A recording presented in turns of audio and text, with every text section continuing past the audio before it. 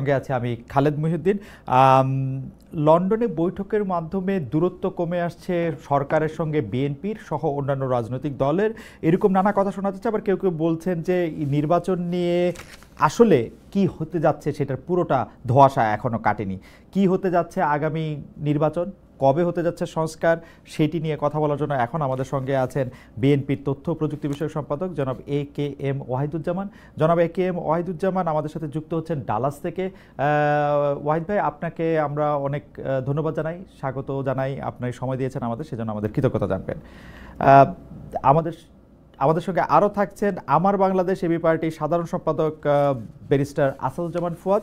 Barrister Asaduzzaman Fuad একজন বাগ্মী, খুব সুন্দর করে কথা বলেন। এই মুহূর্তে টকশোতেও উনি অনেক জনপ্রিয় একটি ব্যারিস্টার ফুয়াদ, আপনাকেও আমরা ধন্যবাদ জানাই যে আপনি আমাদের সাথে যুক্ত হওয়ার জন্য।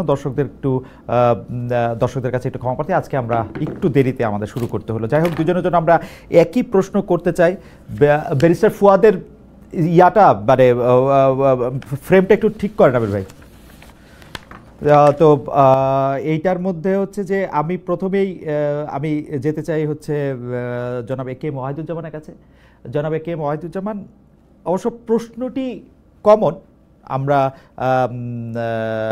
মানে একই প্রশ্ন দুজনকে করতে চাই, তবে আমরা আগে ওয়াহিদ ভাইকে শুনে তারপরে আবার ব্যারিস্টার ফুয়াদকে শুনবো। ওয়াহিদ ভাই, কি মনে হয়, মিটিং একটা শেষ হলো, আমরা কবে নাগাদ বাংলাদেশে জাতীয় সংসদ নির্বাচন হবে? ভাই এবং আপনার মাধ্যমে যারা দর্শক আছেন, যারা শুনছেন দেশে বিদেশ থেকে, দেখুন মিটিং অবশ্যই খুব সুন্দর একটা মিটিং হয়েছে।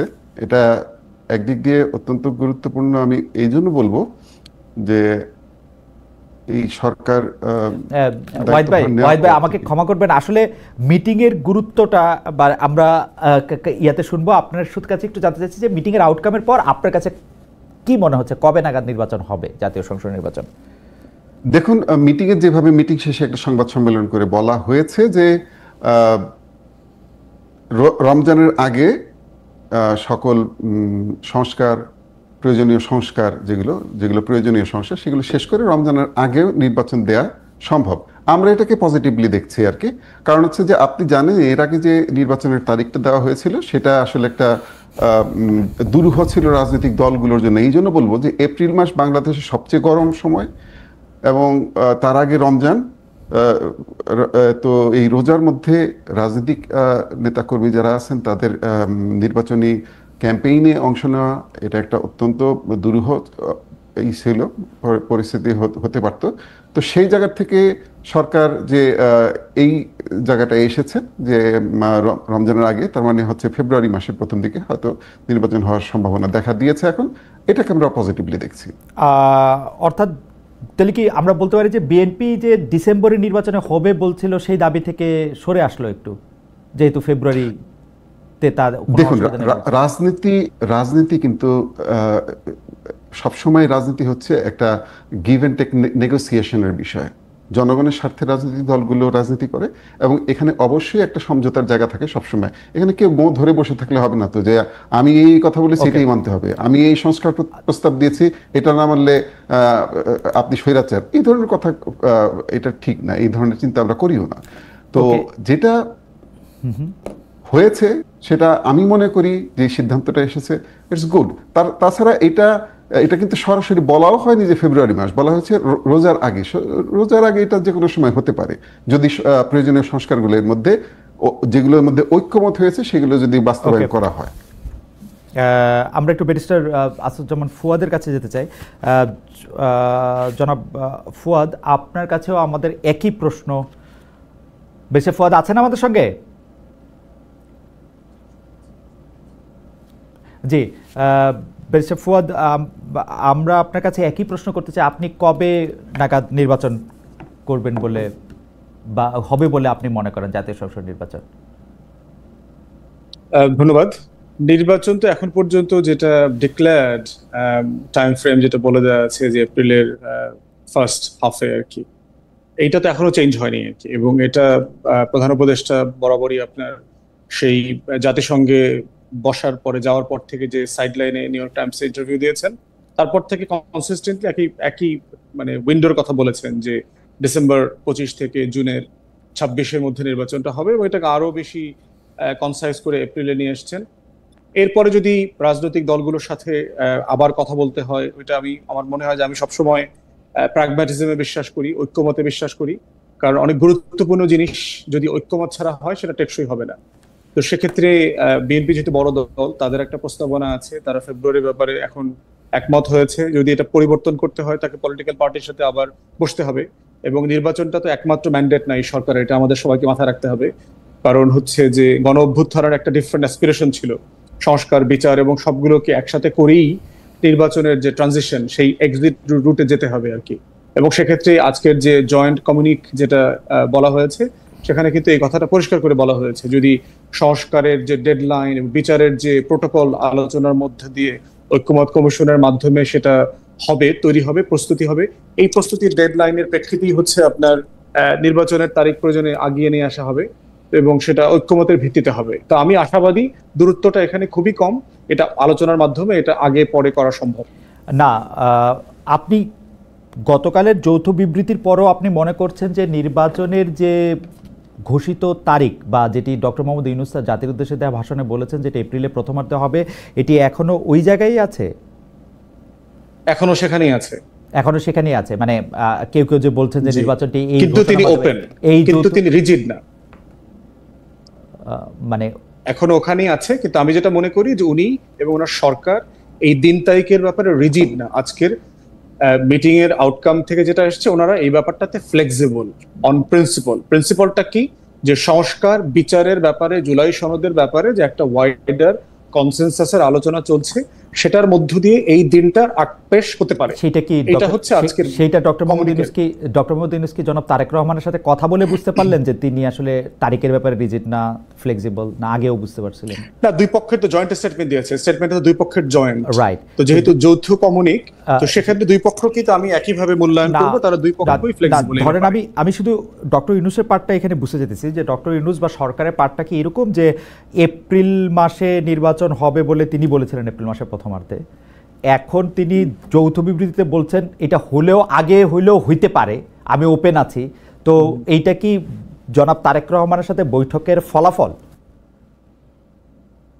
এটা আমার কাছে মনে হয়েছে উনি বরাবরই এইসব ব্যাপারে যথেষ্ট ফ্লেক্সিবল। আমি যতবার যমুনাতে অথবা ফরেন সার্ভিস একাডেমিতে প্রফেসর ইউনূসের সাথে মিটিং এ ছিলাম, আমার বরাবরই মনে হয়েছে উনি অত্যন্ত উদার, যে কোনো সিরিয়াস ওপিনিয়নকে উনি নিতে পারেন, এবং ন্যাশনাল ইন্টারেস্টের স্বার্থে উনি যথেষ্ট ফ্লেক্সিবল, দিন তারিখ পজিশন পরিবর্তন করা, এবং এটি উনি বারবার করেছেন। এই জায়গাটা কিন্তু উনি দেখবেন যে নির্বাচনের দিন তারিখ ঘোষণা করার ব্যাপারে কিন্তু উনি এখনই প্রস্তুত ছিলেন না।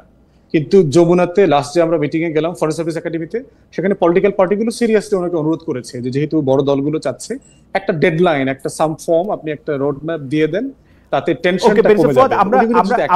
আমরা এই বিষয়টা আলোচনায় আসবো, কারণ আপনার কথা আমাকে আসলে অনেকগুলি চিন্তার খোরাক দিচ্ছে। আপনি বলছেন যে উনি নির্বাচনের জন্য প্রস্তুত ছিলেন না, তার মানে কি ধরেন পলিটিক্যাল পার্টিগুলি তাকে এরকম চাপ দিল না, তাইলে কি উনি নির্বাচনটা জুন মাসের 30 তারিখে দিতেন? মানে সেটা তার ইচ্ছা ছিল? প্রস্তুত মানে বলছি ঘোষণাটা না, ঘোষণাটা হয়তো আরেকটু পরে দিতেন, সেটা বলছি। নির্বাচনের জন্য প্রস্তুত কেন? নির্বাচনের ঘোষণাটা হয়তো আরেকটু, কেন ঘোষণাটা? কারণ হচ্ছে আমি যতটুকু ধারণা করেছিলাম ঐক্যমত কমিশনের মাধ্যমে সংস্কার এবং বিচারের জুলাই সনদের রোডম্যাপটা জুলাই আগস্ট নাগাদ ফাইনাল হয়ে যাবে। তখন আসলে আলোচনা করার প্ল্যান ছিল যে কতটুকু আমরা বাস্তবায়ন করব, কত দিনের মধ্যে করতে পারবো, এবং কি পদ্ধতিতে করব, এবং এটার এন্ডে গিয়ে নির্বাচনটা কখন হতে পারে, ওই ধারাবাহিকতাতে নির্বাচনের আলোচনাটা আসবার কথা। কিন্তু যেহেতু রাজনৈতিক দলের একটা বড় অংশ নির্বাচনের রোডম্যাপ চাচ্ছে এবং উনি ওই অনুরোধটা রেখেছেন, অতএব ওনার এই ফ্লেক্সিবিলিটিটা ওনার মধ্যে আছে, এটা আমি দেখেছি বারবার আর কি, ন্যাশনাল ইন্টারেস্টে। আমি এই ব্যাপারটা একটু জনাব ওয়াহিদুজ্জামান আপনার কাছে একটু জানতে চাইবো যে আমরা আসলে দেখতে পাচ্ছি যে নির্বাচনের ডেট নিয়ে বিএনপি প্রথমে 3 মাস বলেছিল, তারপরে যত তাড়াতাড়ি বলেছিল, তারপরে যৌক্তি সময় বলেছিল, তারপরে আবার বলেছিল যে না ডিসেম্বরের মধ্যেই হতে হবে এবং ডিসেম্বরের মধ্যে হবে।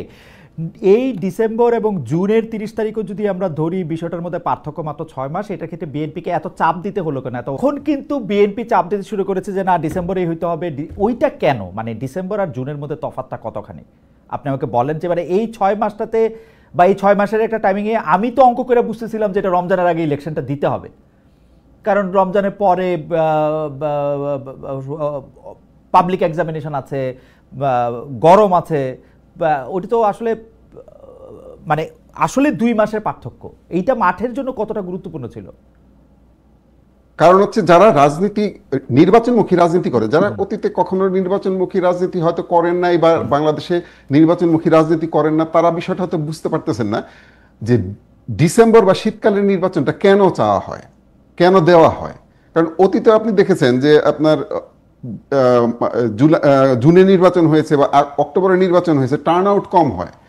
কারণ হচ্ছে যে নির্বাচনটা ডিসেম্বরে দেওয়ার কারণ চাই আমরা এই কারণে স্কুলের পরীক্ষাগুলো শেষ হয়ে যায়, তারপরে হচ্ছে আবহাওয়াটা অনুকূল থাকে, বৃষ্টি হয় না, এবং এই সময়টা পলিটিক্যাল অ্যাক্টিভিজমের জন্য একটা প্রপার টাইম। দেখবেন আন্দোলনও কিন্তু এই সময়টাই হয়, শীতের সময় এই সময়টা আন্দোলন হয়। আর যখন উনি টাইম ফ্রেম দিয়েছেন যে ডিসেম্বর থেকে জুনের মধ্যে হবে, তাহলে এটা আলটিমেটলি তো ফেব্রুয়ারির মধ্যে হওয়ার কথা। কিন্তু আমরা দেখতে পাচ্ছিলাম যে বিভিন্ন উপদেষ্টা বা বিভিন্ন ধরনের কথা বলছেন যে না আমরা শুধুমাত্র নির্বাচন দেওয়ার জন্য আসি নাই, কেউ কেউ বলছেন যে না জনগণ নির্বাচন চায় না। এইটা সবচেয়ে মানে একটা বিভ্রান্তকর মেসেজ যাচ্ছিল জনগণের কাছে যে জনগণ নির্বাচন চায় না, বা জনগণকে আন্ডার এস্টিমেট করা হচ্ছিল আসলে। তো জনগণের প্রতিনিধিত্বকারী রাজনৈতিক দল তো এটা চাইবে না যে জনগণকে আন্ডার এস্টিমেট করা। আমার কাছে মনে হচ্ছে যে জনগণের কথা তো আমরাও বলি, মানে ডক্টর মোহাম্মদ ইউনূস ওইখানে গিয়ে জনগণের কথাই বলতেছেন, মানে জনগণের কথার বাইরে তার কোনো কথা নাই, মানে দোহাইটা জনগণের। যাই হোক, আমি দুইটা বিষয়ে জনাব একে মহিউদ্দিন, আপনি তো শিক্ষক মানুষ, আপনার কাছে আসি আরেকটু পরে। আমি একটু আরেকজন মানে খুবই আমি বলবো হচ্ছে বাগ্মী এবং যিনি যুক্তি এবং তর্ক দিয়ে কথা বলতে পছন্দ করেন, সে ব্যারিস্টার ফুয়াদের কাছে আমি একটু যেতে চাই। যে ব্যারিস্টার ফুয়াদ, আপনি আমাদের একটু বলেন তো যে এনসিপির পক্ষ থেকে, অ্যাটলিস্ট এনসিপির একজন বড় নেতা নাসিরউদ্দিন পাটোয়ারি বলছেন যে বাংলাদেশের একজন সরকার প্রধানের লন্ডনে গিয়ে এই জুলাই সংস্কার সনদ ইত্যাদিকে পাশ কাটিয়ে নির্বাচনকে একটু এগিয়ে নিয়ে আসা এক ধরনের মানে উনি যে শব্দটি ব্যবহার করছেন এটি খুলতে চেয়েছিলাম, মানে উনি বলছেন যে এটা আসলে ঠিক হচ্ছে না। আপনি কি তার বক্তব্যের সাথে একমত কিনা? যে আপনার কাছেও কি এটি মনে হয় যে বাংলাদেশের একজন সরকার প্রধান একটি পার্টি চিফের সাথে দেখা করার জন্য আসলে লন্ডন গেলেন, কথা বলেন? অ্যাপারেন্টলি আমরা আর কোনো কারণ দেখি নাই ডক্টর ইউনূসের এইবারকার সফরে। তিনি যে পুরস্কারটি জিতেছেন সেটি খুবই মানে রাষ্ট্রপ্রধান বা সরকার প্রধানের জন্য বা একজন নোবেল বিজয়ীর জন্য আসলে পুরস্কারটি খুব মানে আমি ঠিক জানি না।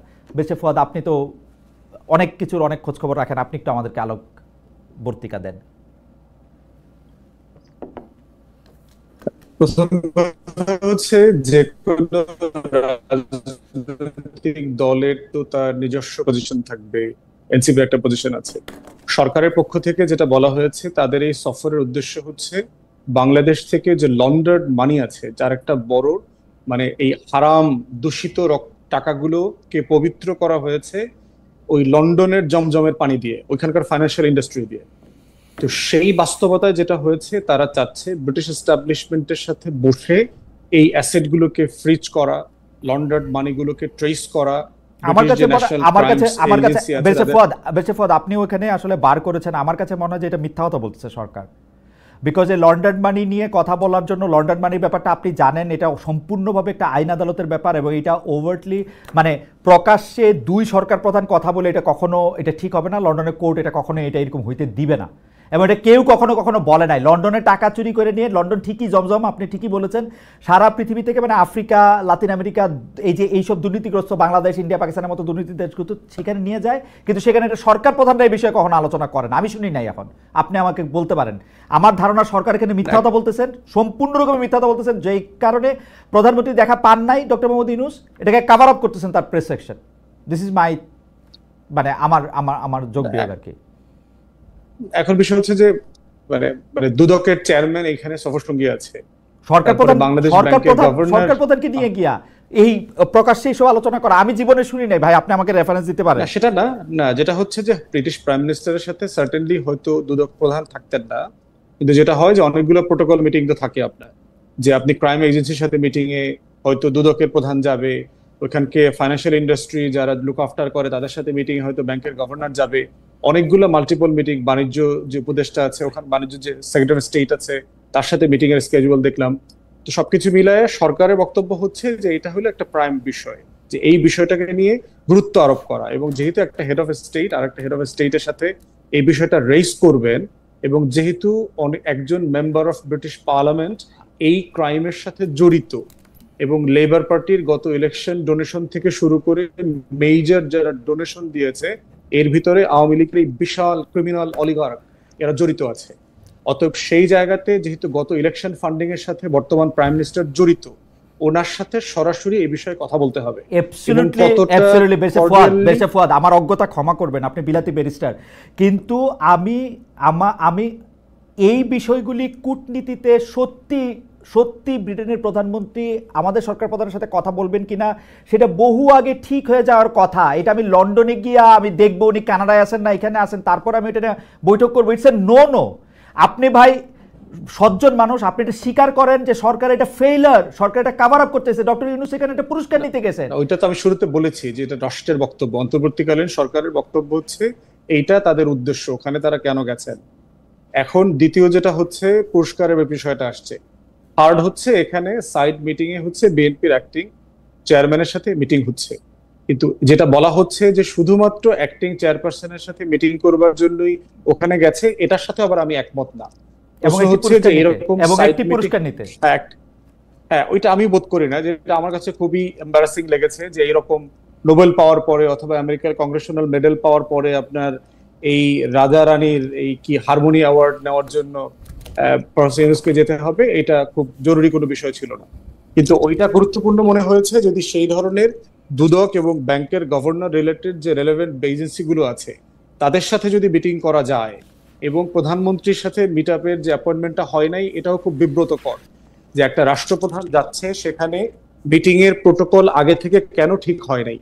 কারণ এটাকে বলা হয়েছে রয়্যাল ভিজিট, এবং আমি রয়্যাল ভিজিট বলতে বুঝি যে ব্রিটিশ সরকারের সর্বোচ্চ ভিজিট হচ্ছে রয়্যাল ভিজিট। শুধু পুরস্কার নেওয়াটা এটার অংশ থাকে না, এর সাথে প্রাইম মিনিস্টারের মিটিং থাকে এবং অন্যান্য রিলেটেড যে মিনিস্টার্স আছে তাদের সাথে এখানে প্রোটোকল মিটিং থাকে। কিন্তু এখন যেটা দেখতে পাচ্ছি এটা আসলে রয়্যাল ভিজিট না, এটা শুধুমাত্র একটা অ্যাওয়ার্ড নেওয়ার জন্য যাওয়া হয়েছে সেখানে। এবং এইটা সরকারকে পরিষ্কার করতে হবে যে সরকার যে যে উদ্দেশ্যের কথা বলছে এবং সেটা করবার জন্য তারা আসলে কি করেছে।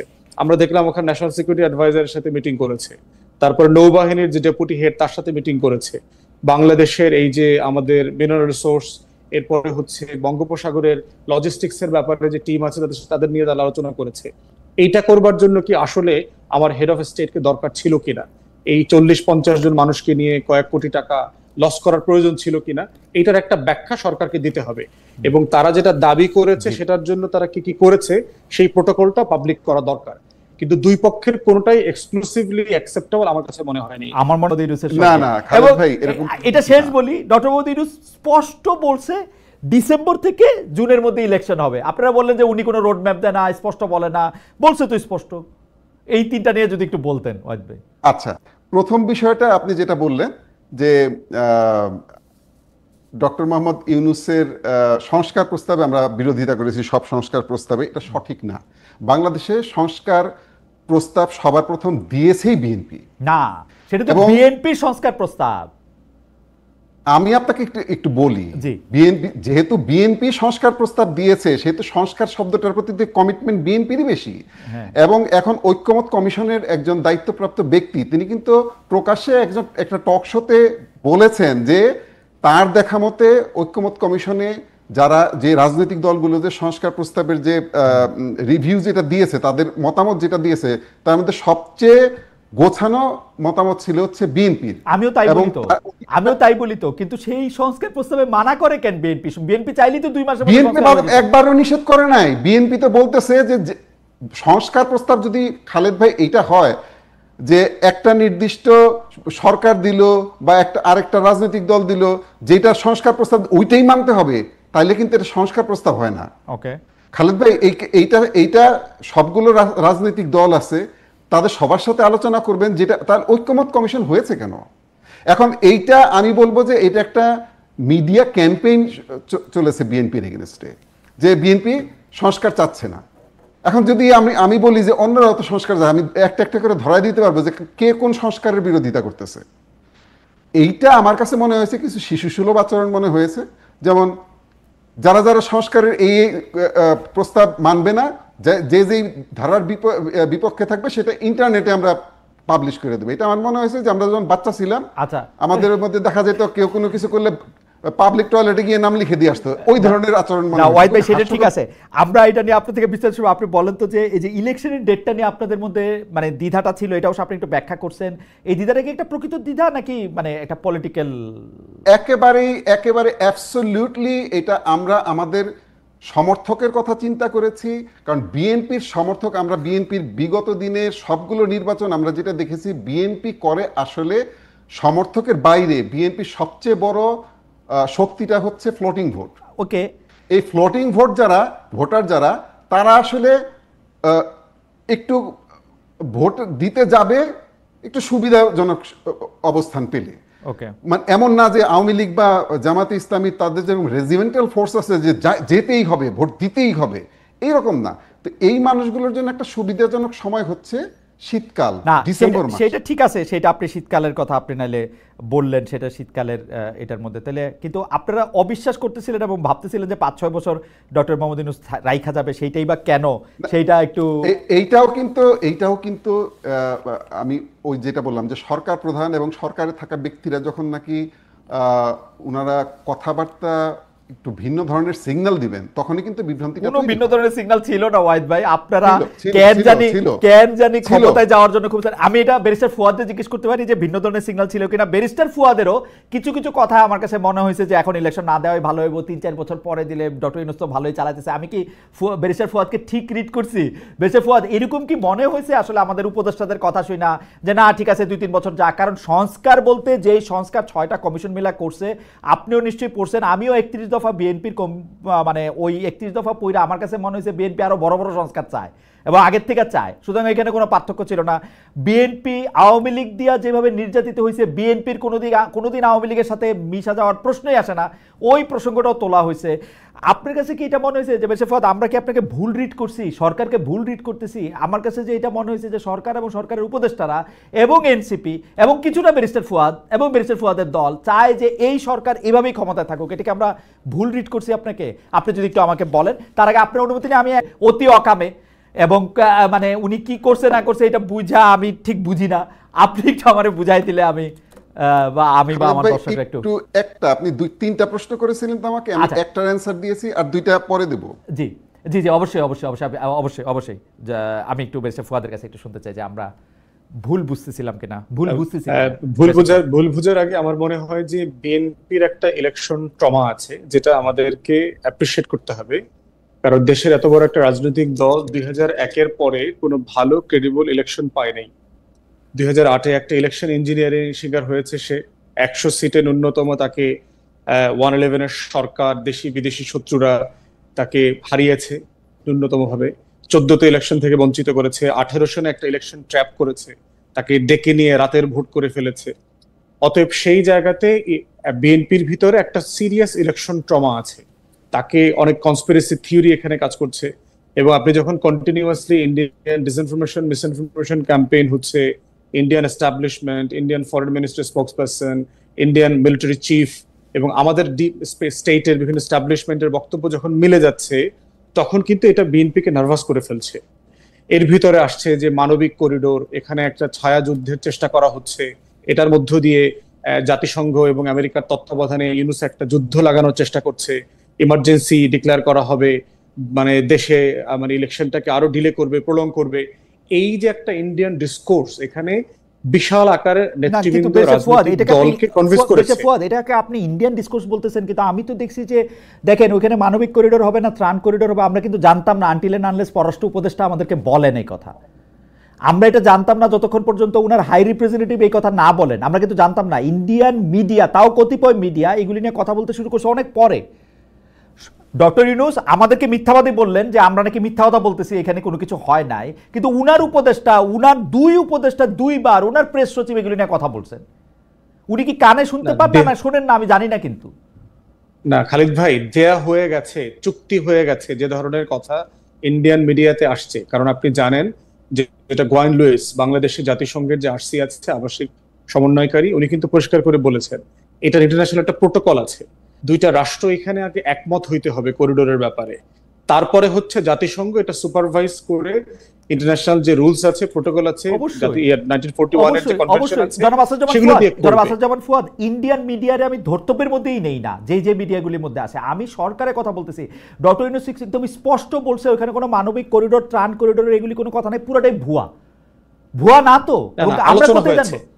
আলোচনাটা হয়েছে না, যেটা হয়েছে আমি যেটা সবগুলো বক্তব্য থেকে নিয়েছি যে রোহিঙ্গা প্রত্যাবর্তনের যে আলোচনাটা চলছে সেখানে এরকম একটা করিডোরের আলোচনা কেমনে সম্ভব আপনি আমার বলেন। প্যাচটা আপনি দেখেন, প্যাচটা আপনি দেখেন, হতে পারে তো প্যাচটা আপনি দেখেন, এটা তো সিকিউরিটি ইস্যু তো, খালি ভাই এটা সিকিউরিটি ইস্যু, রাষ্ট্রের প্রত্যেকটা আলোচনা তো আপনি প্যাচটা দেখেন। আপনি বিএনপি ট্রমাটার কথা আপনি বললেন, আপনি প্যাচটা দেখেন। আপনি বার্মার সাথে কূটনৈতিক সম্পর্কও রাখছেন, আবার আরাকান আর্মির সাথেও কথা বলতেছেন প্রকাশ্যে। আপনার সরকার, আপনার উপদেষ্টা এটাতে কথা বলতেছে। তো এটাতে তো বিএনপি যে এখানে একটা যুদ্ধ পরিস্থিতি হবে, বিএনপি তো এই ধারণার বাইরে থেকে কেমনে যাবে? এটা ইন্ডিয়ান মিডিয়ার আপনি বাদ দিয়ে রাখেন, ইন্ডিয়ান মিডিয়া আপনি বাদ দিয়ে রাখেন। গাজা হবে, এখানে ফিলিস্তিন হয়ে যাবে, এখানে আমরা এই ইসরায়েলের মতো একটা হেজিমনিক ওয়ারে জড়ায়া যাব, মানে এটা ইজ টু ফার, মানে টু রিমোট এই আলোচনাটা করা। আপনি যেটা করতে পারতেন এই আলোচনাটা অন মেরিট বাংলাদেশের সিকিউরিটি ডিসকোর্স থেকে আপনি করতে পারতেন। আপনি ইন্ডিয়ান বক্তব্যটা না খেয়ে আপনি সরাসরি বলতে পারতেন যে এইটা আমাদের ন্যাশনাল সিকিউরিটির জন্য একটা ভায়াবল প্রপোজিশন কিনা, বিকল্পটা কি হতে পারে। আপনি আমার রাষ্ট্র সাপেক্ষে আপনি কথা বলেন না, কিন্তু ভারতের গণমাধ্যমের রেফারেন্স দিয়ে দিয়ে যদি আপনি একটা ডিসকোর্সের অংশ হন, তখন তো কাউন্টার ন্যারেটিভ আবার ডেভেলপ করবে, যে তখন সন্দেহ করবার প্রশ্ন আসবে। ফুয়াদ, আপনি ভারতীয় ন্যারেটিভটা কেন বলতেছেন? ধরেন আমি আর আপনি, আপনার কথা তো আমি শুনি, আমি আর আপনি যেখান থেকে তথ্য নিচ্ছি, ধরেন আমাদের সরকার থেকে আমাদের পররাষ্ট্র উপদেষ্টা কি বলতেছেন, আমাদের হাই রিপ্রেজেন্টেটিভ অন রোহিঙ্গা যিনি আবার নিরাপত্তা উপদেষ্টা তিনি কি বলতেছেন, আমাদের প্রেস সচিব সংবাদ সম্মেলন করে কি বলতেছেন, আমাদের ডক্টর মোহাম্মদ ইউনূস এইখানে জাতিসংঘের মহাসচিবকে নিয়ে গিয়ে ওইখানে কি বলতেছেন। আপনি শুধু এই বক্তব্যগুলি পরস্পর সাজান, তাইলে আপনি দেখেন ইন্ডিয়ান মিডিয়া আমার দরকার নাই, ইন্ডিয়ান ন্যারেটিভ আমার দরকার নাই, তাইলে আপনি দেখেন আপনি আজকে যে জায়গায় আছেন সেই জায়গায় আসতে পারেন কিনা। না, কনসার্ন হওয়ার মতো কিছু নাই তো, কনসার্ন হওয়ার মতো কিছু নাই, যে শুধু ইন্ডিয়ান মিডিয়াটা বাদ দিলে আমাদের কনসার্ন বাংলাদেশে না, আমার কনসার্ন হওয়ার মতো কিছু নাই।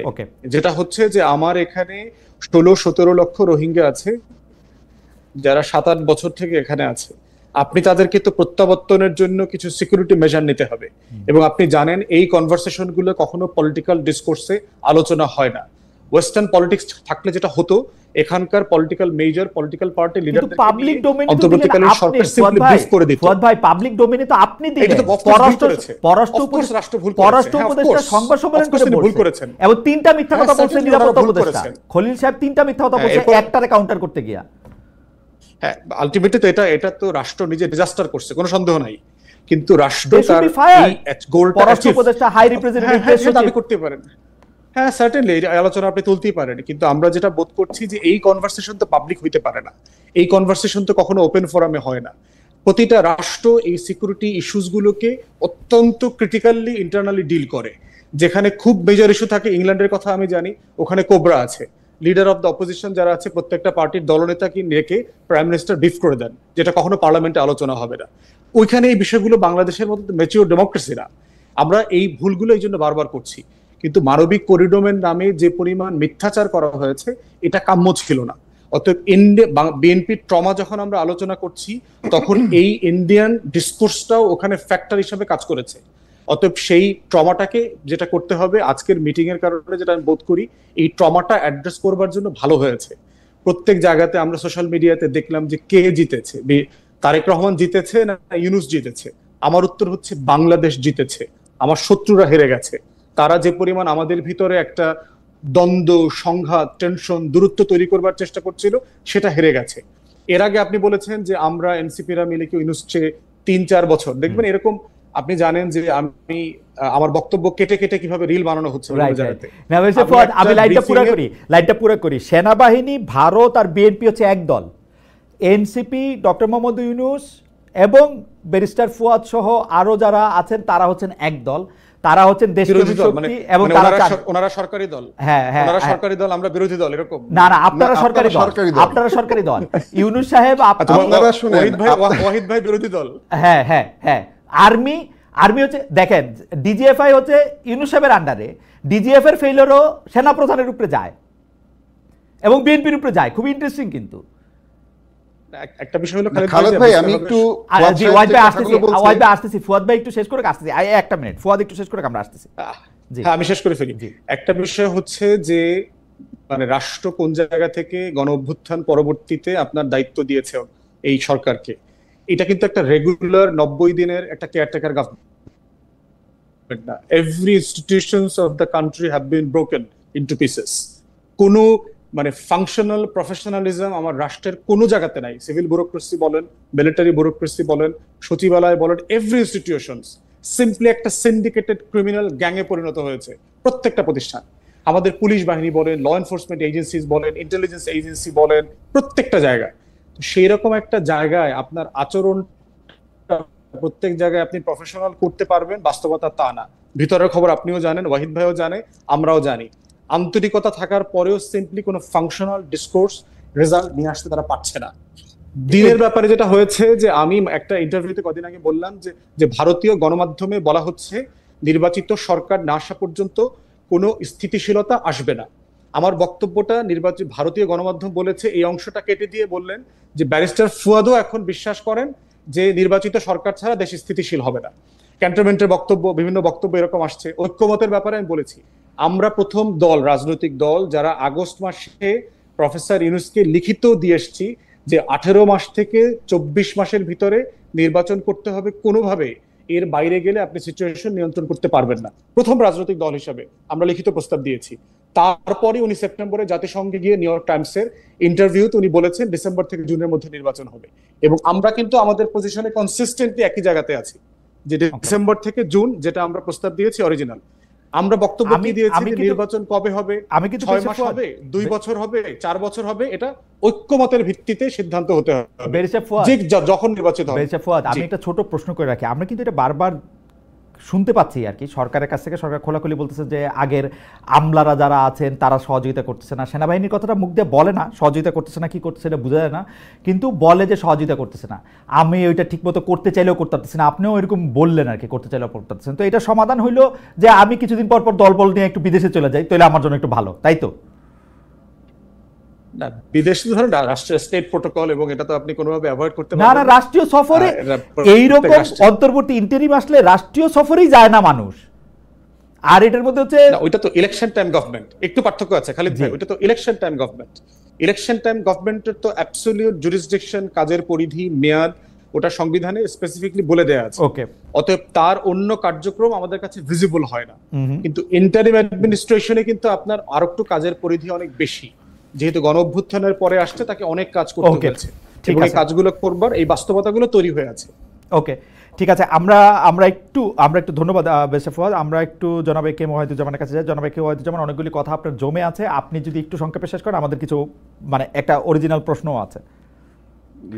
প্রথম কথাটা হচ্ছে আওয়ামী লীগ নিষিদ্ধ করার বিষয়টা দেখেন, ব্যারিস্টার ফুয়াদ এখানে আছেন, ওনার প্রতি সম্মান জানিয়ে বলছি, গত আওয়ামী লীগ আমলে যে পরিমাণ রিপ্রেশন বিএনপির উপর দিয়ে হয়েছে, বিএনপি তো ভিকটিম, বিএনপি কেন আওয়ামী লীগের বিচার চাবে না? এই যে একটা ক্যাম্পেইন চালানো হয়েছে, টাকা খায় চাবে না? আওয়ামী লীগ যে টাকাগুলি মেরেছে সে টাকাগুলি খাবে বসে বসে এখন হ্যাঁ, এখন না, সেটা তো আমরা দেখতে পাচ্ছি কারা খাচ্ছে, সেটা আসবো আমি। কারা খাচ্ছে এখন বিষয়টা হচ্ছে বিএনপি কি চায়। উনি একজন আইনজীবী মানুষ, উনি তো আমার চেয়ে এটা ভালো জানেন। বিএনপি চেয়েছে বারবারই যে আইনের মাধ্যমে করতে হবে। ইনফ্যাক্ট গত ডিসেম্বরে এই ধরনের একটা প্রস্তাব গিয়েছিল, আইন মন্ত্রণালয় থেকে গিয়েছিল, উপদেষ্টা পরিষদে সেটা নাল এন্ড ভয়েড করে দিয়েছে। ওনারা দুইজন উপদেষ্টা নাকি প্রচন্ড বিরোধিতা করেছেন যে না, এটা করা যাবে না। আইনের মাধ্যমে আপনি বিচার না করে আপনি কি একজন ডেপুটি সেক্রেটারিকে দিয়ে সিগনেচার করে একটা দলকে নিষিদ্ধ করবেন? এটা খালেদ মহিউদ্দিন ভাই, আপনিও সরকারি চাকরি করছেন, আমিও করছি, আমরা বুঝি না। এটা তো একটা প্রতীকী ব্যাপার ওয়াহিদ ভাই, এটা একটা প্রতীকী ব্যাপার। এই আমি যদি এখন নির্বাহী আদেশ দিয়ে নিষিদ্ধ করে রাখতে পারি, আমি নির্বাহী আদেশ দিয়ে নিষিদ্ধ করে রাখবো।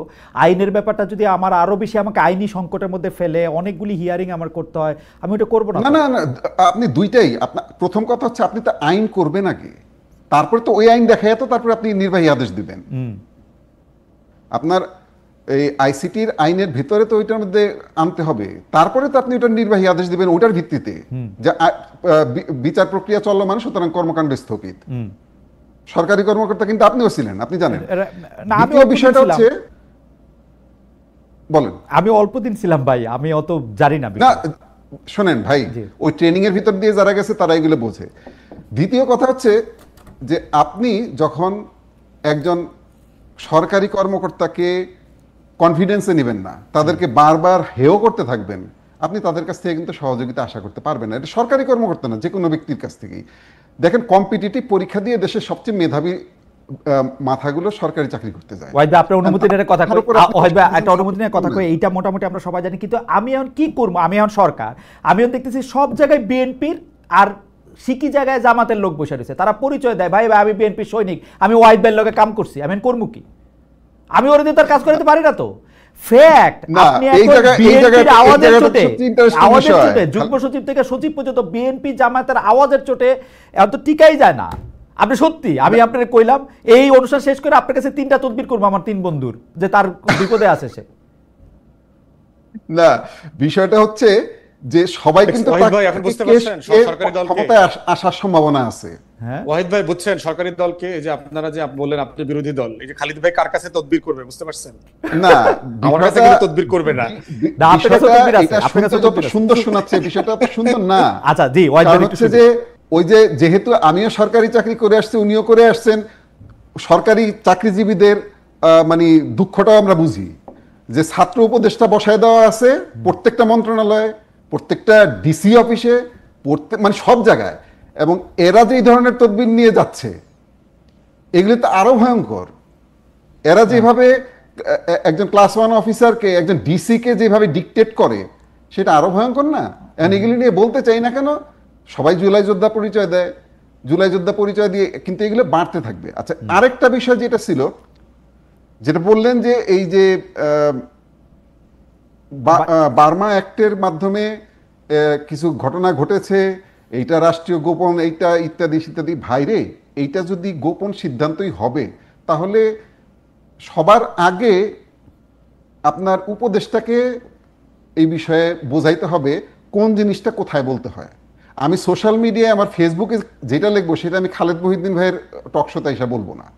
একজন সরকারি দায়িত্বপ্রাপ্ত ব্যক্তি তিনি যদি না বোঝেন কোনটা বলতে হবে আর কোনটা বলতে হবে না, কিন্তু ওয়াহিদ ভাই আপনার কাছে কি মনে হয়, ওয়াহিদ ভাই আপনার কাছে কি মনে হয় ভারতের ন্যারেটিভ আমরা নিছি, একেবারে ডাহা মিথ্যা কথা বলছেন ভাই। আমি অসত্য শব্দটা ইউজ করি, কিন্তু আপনার এইটার প্রতিবাদে আমি বললাম ডাহা মিথ্যা কথা বলছেন। আমরা তো শুধুমাত্র উপদেষ্টাদের কথা অনুযায়ী বলছি।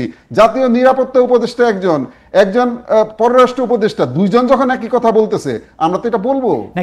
কিন্তু ওয়াহিদ ভাই আসেন আমরা একটা সিনারিও কল্পনা করি। কেন ভারতীয় ন্যারেটিভটার প্রসঙ্গ আসতেছে, আমরা একটা সিনারিও কল্পনা করি। সিনারিওটা হচ্ছে, ধরেন পররাষ্ট্র উপদেষ্টা বলছে যে ওখানে একটা মানবিক করিডোর দেওয়া হবে, ধরেন নিরাপত্তা উপদেষ্টা বলছে এখানে একটা ত্রাণ করিডোর দেওয়া হবে, এবং এটা একটা প্যাসেজ দেওয়া হবে, যে প্যাসেজে আসলে ওইখানে আটকে থাকা লোকজনের জন্য কিছু খাবার এখান দিয়ে যাবে।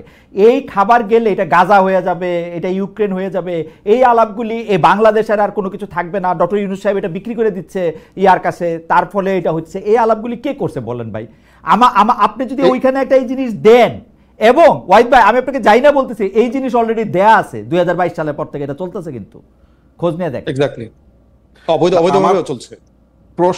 প্রশ্নটা হচ্ছে, যখন আপনি কোভার্টলি কোনো অপারেশন করেন সেটা নিয়ে আপনি ওপেনলি কথা বলবেন না। আর আরেকটা বিষয় হচ্ছে, ব্যারিস্টার ফুয়াদ জানেন যে এই সরকার গঠিত হয়েছে সুপ্রিম কোর্টের আপিল বিভাগের একটা সিদ্ধান্তের মাধ্যমে, তাই না?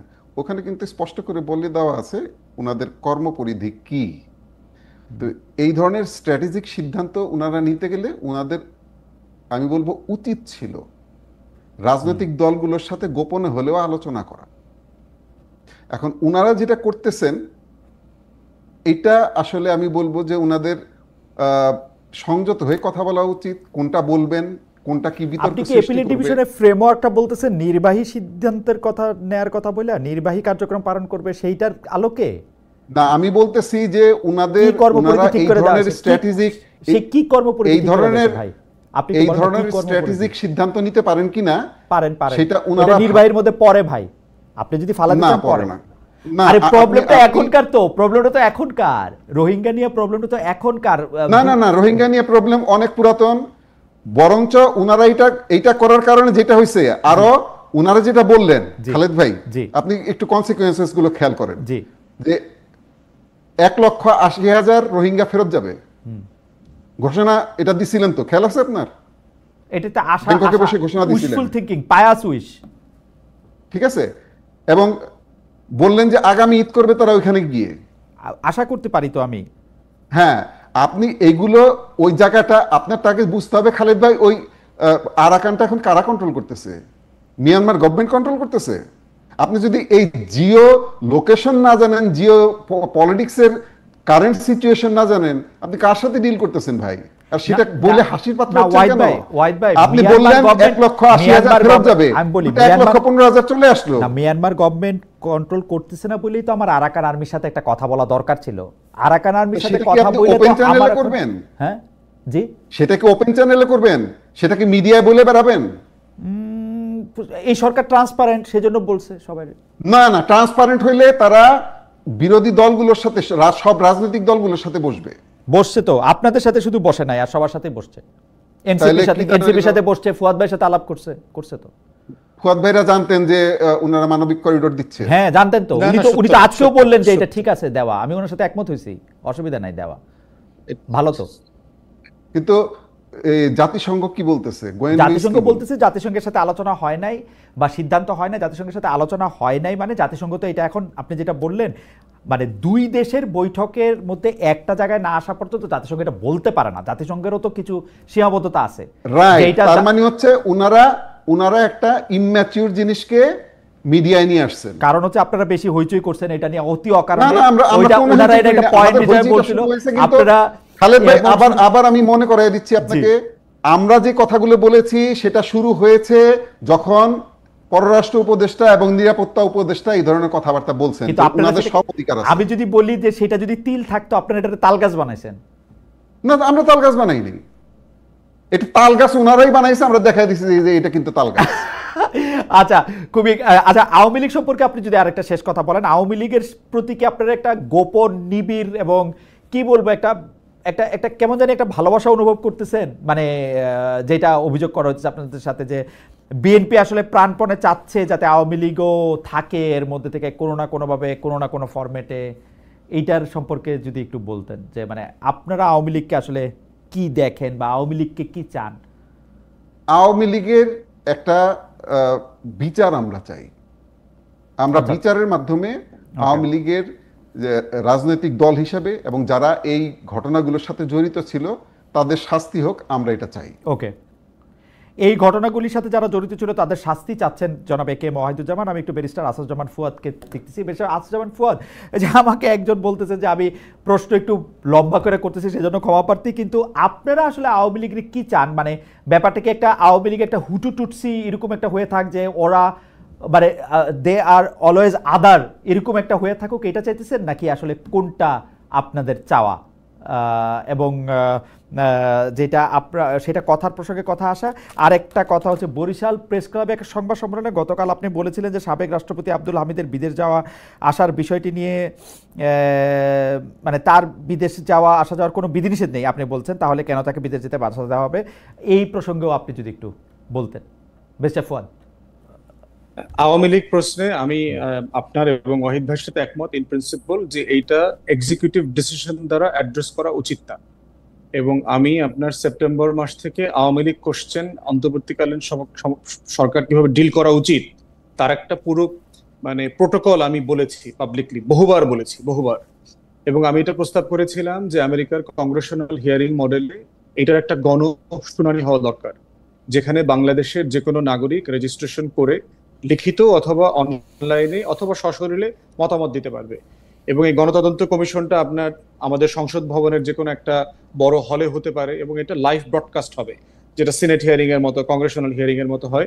আমাদের একটা বিটিভি সংসদ এটা লাইভ ব্রডকাস্ট করবে। সেখানে আমাদের যারা অংশীজন আছে, রাজনৈতিক দল, শহীদ পরিবার, আহত পরিবার এবং এভরিবডি, মানবাধিকার কর্মী যারা ছিলেন, লয়াররা ছিলেন, দেশি বিদেশি সাংবাদিকরা ছিলেন, সবাই মতামত দেখ।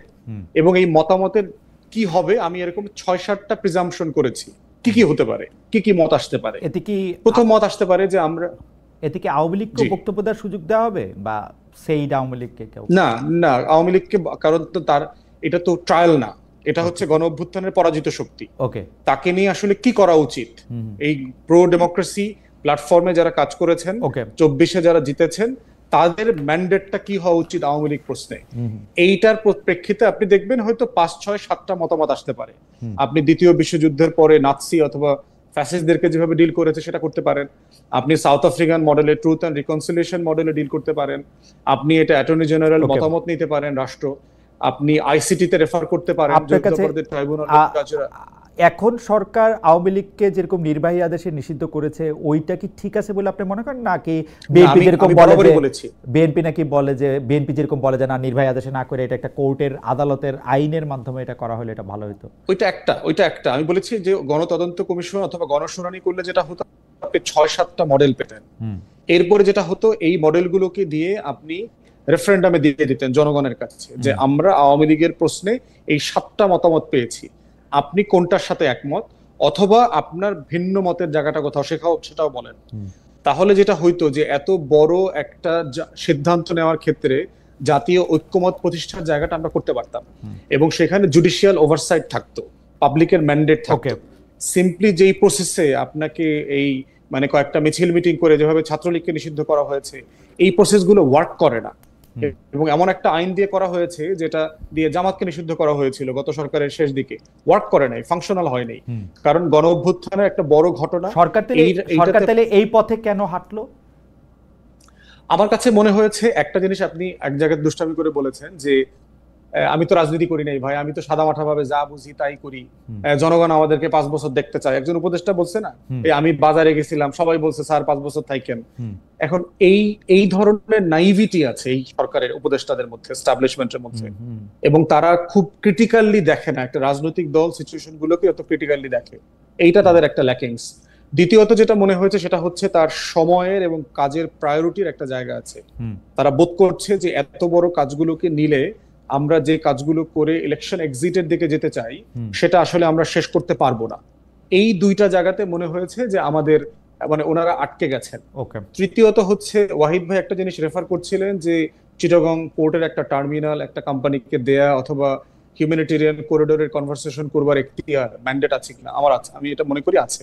প্রথম কথা হচ্ছে সংবিধানের 106 দ্বারা এই সরকার গঠিত হয়নি, এই সরকার গঠিত হয়েছে গণ অভ্যুত্থানের ম্যান্ডেট দ্বারা। প্রোটোকল আপনি এটাকে লিগালাইজ কিভাবে করবেন যে বিয়েতে কিন্তু রেজিস্ট্রেশন করা শর্ত না। এইটা তো বেরিসা ফুয়াদ, আমার এবার আপনার কথা শুনতে পাইতেছেন কিনা একটু অনুরোধ করতে ইচ্ছা করতেছে, কারণ হচ্ছে যে আপনি শপথটা নিলেন 106 এর ম্যান্ডেট দিয়া, আর যখন আপনার যেইটা সুবিধা, আপনার পকেটে 2টা বই থাকে, আপনার যখন বিপ্লবী সরকার হইতে গণ অভ্যুত্থানের সরকার হইতে ইচ্ছা করে তখন আপনি ওই বই বাইর করেন, যখন আপনি বলেন যে আপনি সাংবিধানিক সরকার তখন আপনি এই বই আমারে দেখান। মানে ইশাককে আপনি মেয়র বানাবেন কিনা তখন আপনি সংবিধান দেখান, আইন দেখান, কি দেখান না দেখান জানি না, যখন আবার আরেক সময় গণ অভ্যুত্থান দেখান যে আমার এটা ম্যান্ডেট আছে। এই জন্য আমার পজিশন পরিষ্কার ছিল খালিদ ভাই শুরু থেকে যে আমি কনস্টিটিউশন সাসপেন্ড করতে বলেছি। আপনি বলছেন আপনি সরকারের বিশ্লেষণ করে দেখেন, আপনি বলছেন আপনার, আমি শুনছি আপনি সরকারের বিশ্লেষণ করে, আপনার সাথে একমত, আপনার সাথে আমি একমত। এখনো পর্যন্ত বাংলাদেশের মহামান্য রাষ্ট্রপতি হচ্ছে জনাব শাহাবুদ্দিন, ওনার কাছেই শপথ নেওয়া হয়েছে। এটা দুঃখজনক, এটা দুঃখজনক আমার নাই, কিন্তু বলেছি যে এটা কনসিস্টেন্ট একটা অ্যাপ্রোচ নেওয়া দরকার ছিল, যে অ্যাপ্রোচ নিয়ে আমি কন্টিনিউয়াসলি কনসেনসাস বিল্ড করব অংশীজনের সাথে, এবং আমি সিদ্ধান্ত করেন নাই, কারণ আপনি আপনার সবচেয়ে সুন্দর পথটাতে হাঁটছেন।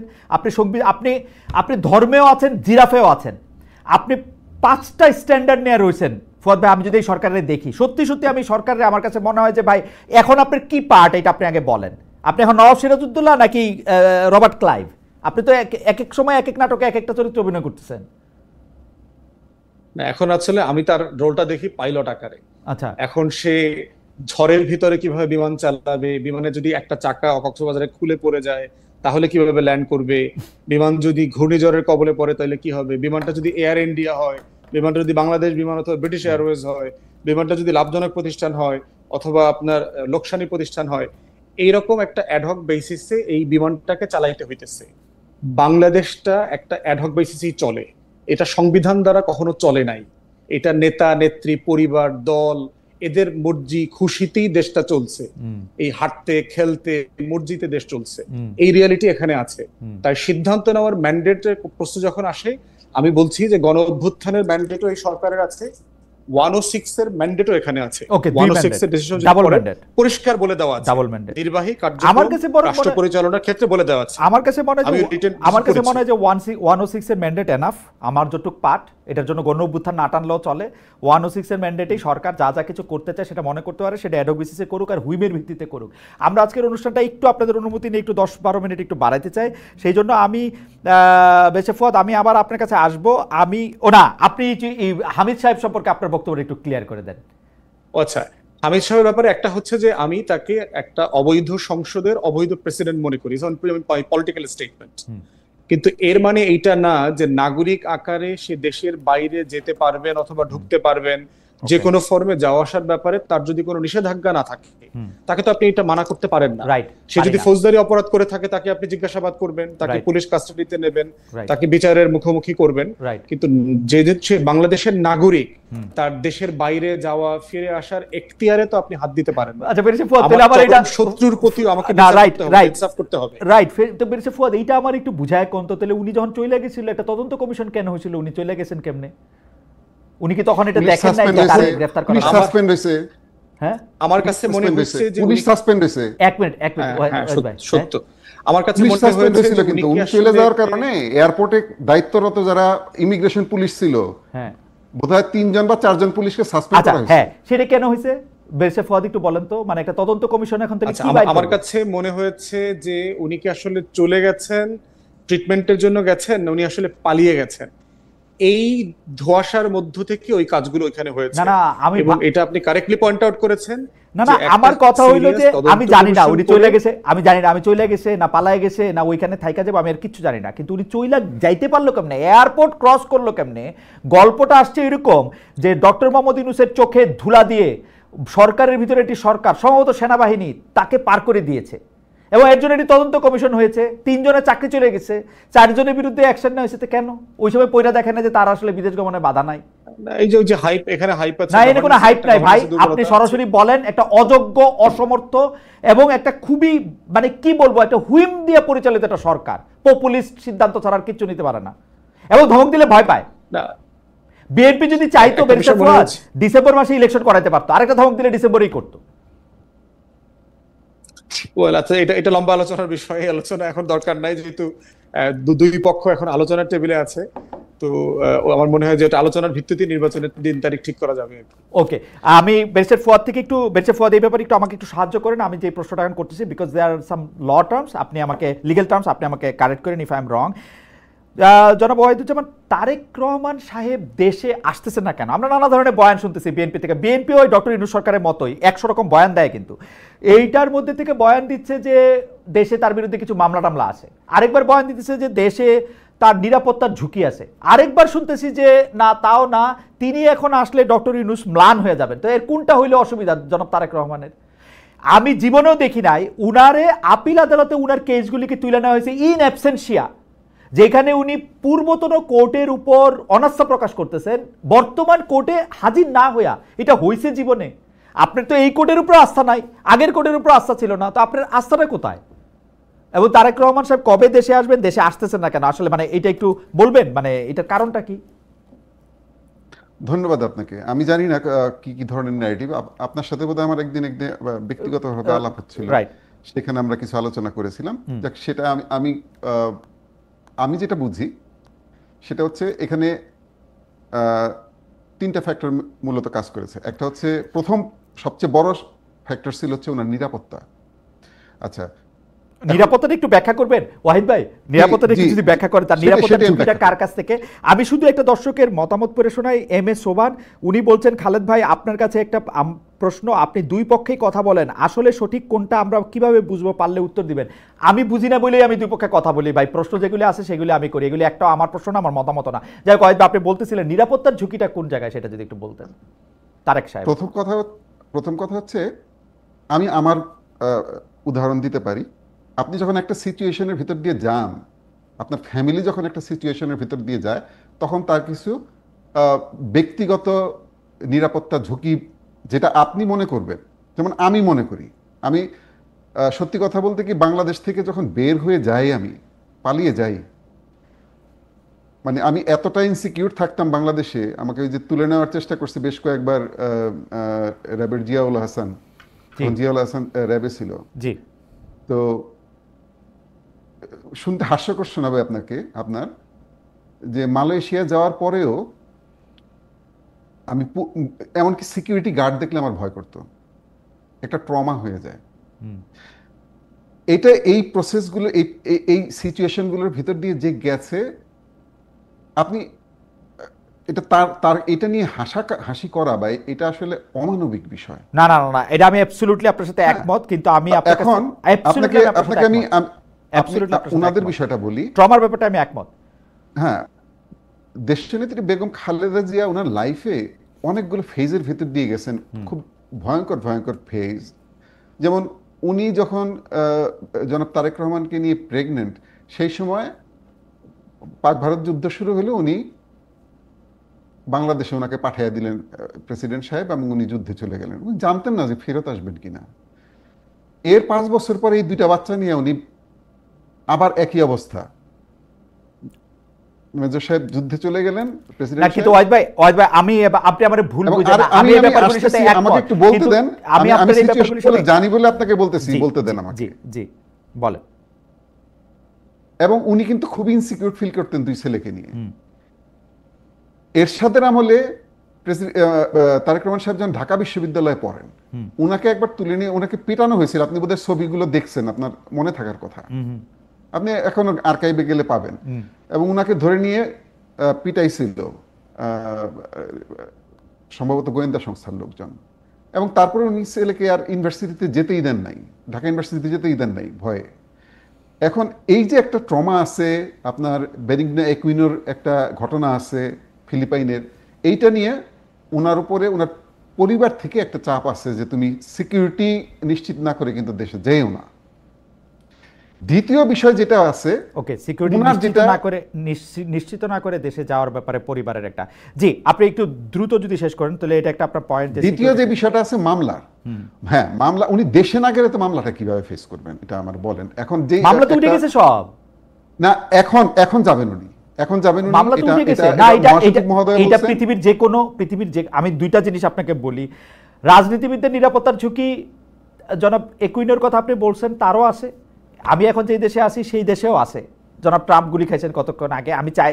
কিন্তু এই ঝুঁকি আছে বলেই তো সারা দেশের মানুষের মাথার মুকুট উনি কি খালি এখন প্রধানমন্ত্রীর আসনটাতে বসলেই বুঝবেন যে উনার আর ঝুঁকি নাই?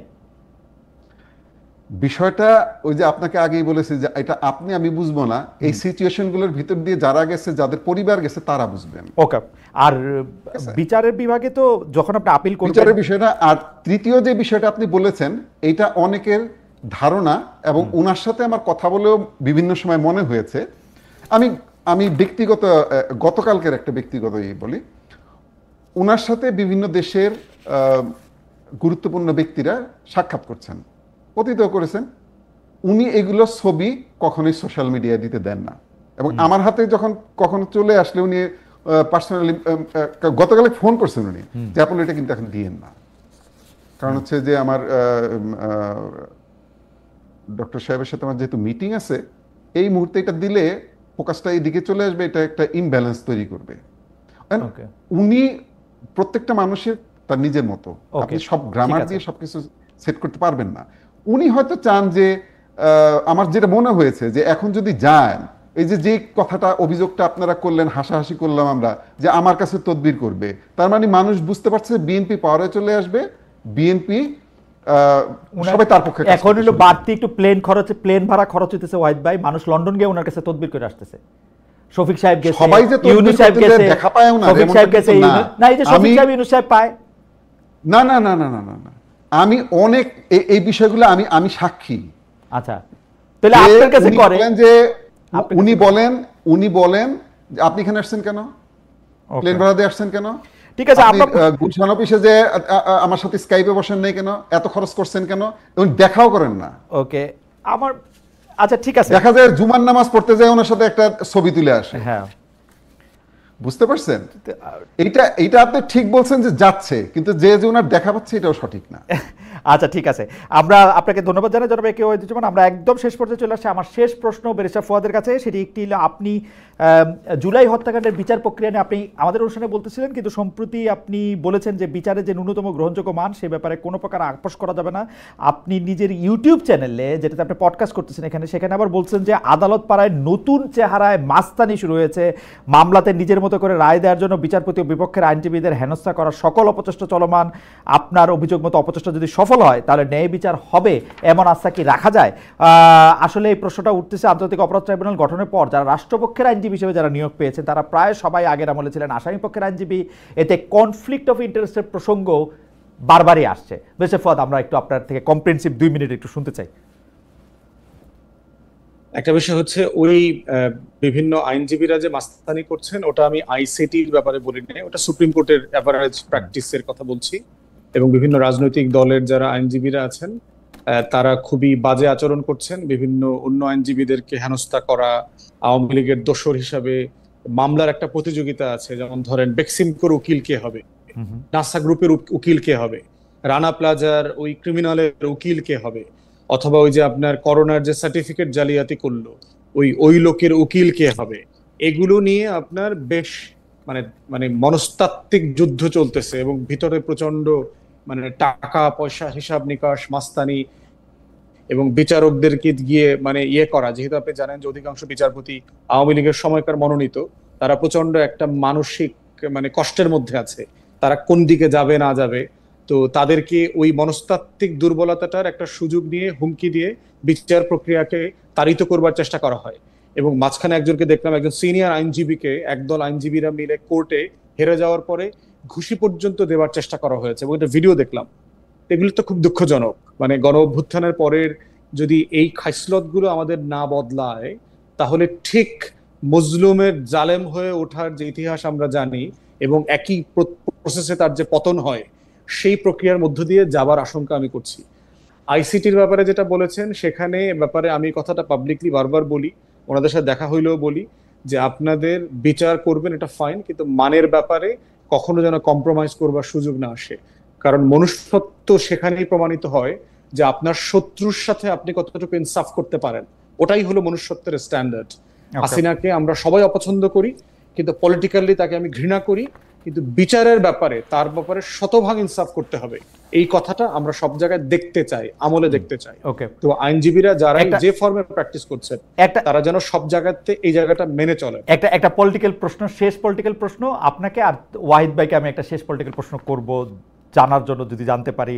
সেটা হচ্ছে যে জাতীয় নির্বাচনের দিকে এখন দেশ চলে যাচ্ছে, বিএনপির সঙ্গে আপনারা যুগপৎ আন্দোলনে ছিলেন, হাসিনা বিরোধী আন্দোলনেও আপনারা আসলে রাজপথে ছিলেন।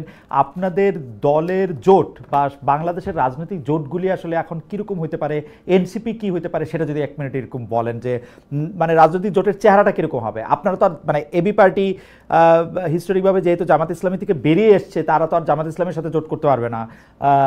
মানে বিষয়টা কি হবে যদি একটু বলতেন চেহারাটা। আমি বলবো, হ্যাঁ আপনি 1 মিনিট বলেন, আমি ওয়াহিদ ভাইকে দিয়ে শেষ করবো।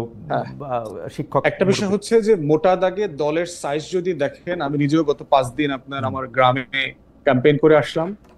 বিএনপির সাইজ এবং বিএনপি কে পলিটিক্যালি ইলেকশনে চ্যালেঞ্জ করবার মতো দল কিন্তু এরপরে 10 পর্যন্ত আমি কাউকে দেখি না। বিএনপি ছাড়া বাকি সবগুলো দলও যদি একসাথে নির্বাচন করে সেক্ষেত্রেও 100 আসনে বিএনপি কে চ্যালেঞ্জ করাটাও অনেক মুশকিল হয়ে যাবে বলে বোধ করছি চলমান বাস্তবতায়। 6 মাস পরে বাস্তবতা কি হবে সেটা তো আমরা এখনো বুঝতে পারছি না। তো সেখানে ধরে নেওয়া হচ্ছে মোটা দাগে বিএনপি সরকার গঠন করবে।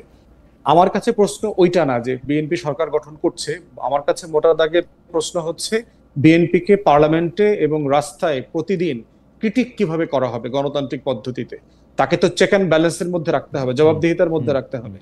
বিএনপি যেভাবে জাতীয় ঐক্যমতের সরকার করবার প্রস্তাব দিচ্ছে এবং প্রচুর ছোট ছোট দলগুলো সব, অসুবিধা কি? বিএনপি শেখ হাসিনার মতো একটা দল সরকার করবে, একটা হাসি খুশি বিরোধী দল। এটা তো ধরেন আমরা একটা হাসি খুশি বিরোধী দল, আমরা তো ওইটা দেশের জন্য তো ক্ষতিকর খালিদ ভাই। দিন শেষে আমরা যারা কিন্তু বিএনপি আর কি করবে, বিএনপি তার কিছু করার নাই। আপনি যেটা বললেন সেটার সাথে আমি সম্পূর্ণ একমত। আসলে তো এখন বিএনপির মাঠে কোনো চ্যালেঞ্জ নাই, বিএনপির চ্যালেঞ্জ বিএনপি নিজে।